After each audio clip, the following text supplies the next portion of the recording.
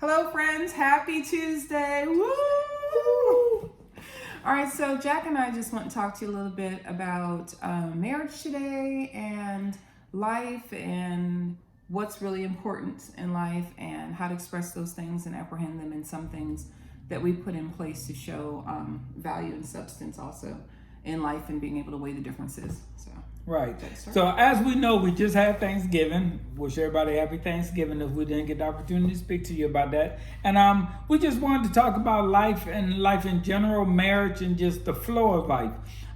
Many of you may know I've been home for about 2 months now because of my job, the whole COVID deal. But through that 2 months, we've been rediscovering each other, getting to know each other a little bit more. I'm learning things about each other, but most of all, I'm looking at me personally, learning some things about myself. Just going through life and how what my likes and dislikes and how I am as a person and how do people perceive me as a person as I go through life. Yeah, I just want to say part of it, of course, is always self-development, realizing and rediscovering who you are. And, the world is just moving so quick. Sometimes it's hard to really kind of flesh those things out. It's hard to kind of take time to sit back and think like, hey, is this, really how I want things to go? Am I being my best me? Am I doing, things in the way in life and with even my spouse that really how I want things to go? Is this how I want my life, to really look? So to reassess those things, it does take a fragment of time often that we don't have. So last night, Jack and I were talking a lot about, how the world is moving, and, it's nobody's fault. It's just that everything moves so quickly that we're all often spun into the system of, what's expected through holidays, what's expected daily, when you get home from work, who's tired, what your jobs are. And, you get so lost in the fundamentals of what you're supposed to be doing that you don't really understand that you're not really guiding, you're not really holding the reins to guiding your life, and you want it to be steered. It's just a spiral. It's just rolling out into that. And you want to add to that, baby? Right. And see, that's good because as I've been home for the last couple of months, just kind of look at how the world is positioning everyone to be in this, like my wife said, a spiral.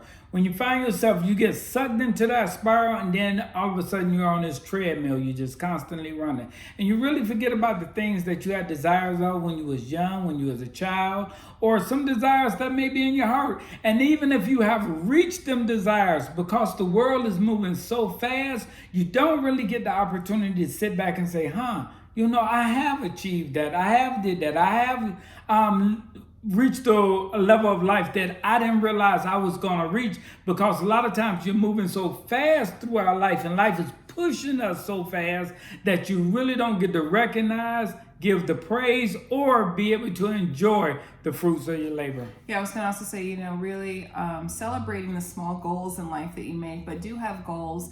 I know Jack and I spoke to everyone, I think it was earlier this summer, we were talking about, just setting a goal of being debt free. And it's funny when you have one goal that you set, how that can just spiral out into like a tree of things that you really didn't know that you would be able to access fruit from. And I guess the best way I'm trying to explain that was that, we were talking about how, wow, we were just aiming to be debt free, knowing that that would be like a better life for us. But until we actually crossed the bridge and God helped us with favor to cross it quicker than we expected, that we saw the fruits of it. Like, wow, our mentality has really changed. There's more like freedom and liberty in our household, in our relationships. And even, with work, going to work, it's not as stressful because we're like, hey, what's the worst thing that can happen? If, we come home, we can make it. We can make it without these jobs. Like, wow, that's just an awesome place to be. And I think people don't realize sometimes that those stresses in life and stuff come, they are often based off of your financial, not status, but position. And what's demanding and what's pulling on you and what's driving you and making you feel you need to keep up and do the things that you are doing in the current and the vision for the future. You want to add to that? Right. The Bible scripture says that whatever state you find yourself in, be ye content. When you're ripping and running and trying to meet all of the demands of this world, it's hard to find yourself being content. It's hard to be relaxed. It's hard to enjoy things because this world is designed just to push and to take. Push and to take. And when, like, for example, I keep on stressing like myself, because I'm home for the last 2 months, I don't quite feel that pressure of the world because I'm creating my own world now. I'm understanding things better. I'm looking at things different instead of going to the workplace and pure pressure, people buying things, doing things, and feel like I'm left outside of the box. But when I'm at home, I'm like, wow, this is really content. I don't worry about what's the latest and the greatest that's coming out. I'm not concerned about this, that, or another, but I'm just concerned about my relationship with my wife, my relationship with my kids, and just being content. Just finding myself in a content spot. Yeah, I was just thinking too, it's interesting about, like building your house. And, the Word of God talks a lot about a wife building her house through her husband, and talks about a man building using wisdom when he's building and making sure the foundation is really strong, And like I said, once again, no condemnation, because we've all been there, because we are in the world, but we're supposed to be in the world and not of it.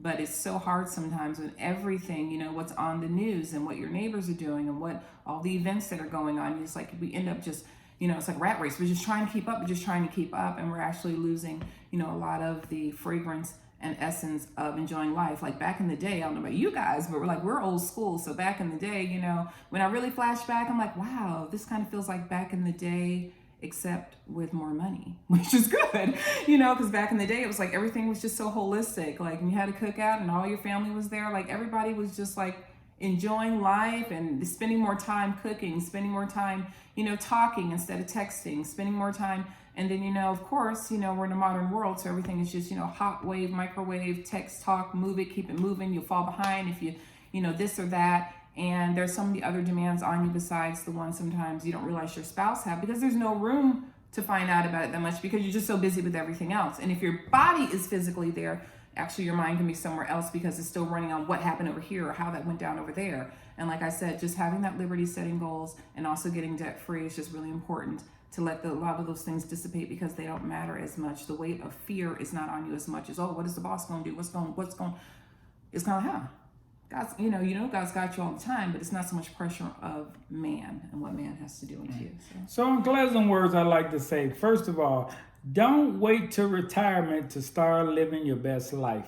So many times we waiting on retirement. Oh, one day, like that is the finish line of retirement before we able to start living. But start living your best life. Start enjoying life now. Start doing what you need to do to make your life more comfortable, more pleasant, and more enjoyable.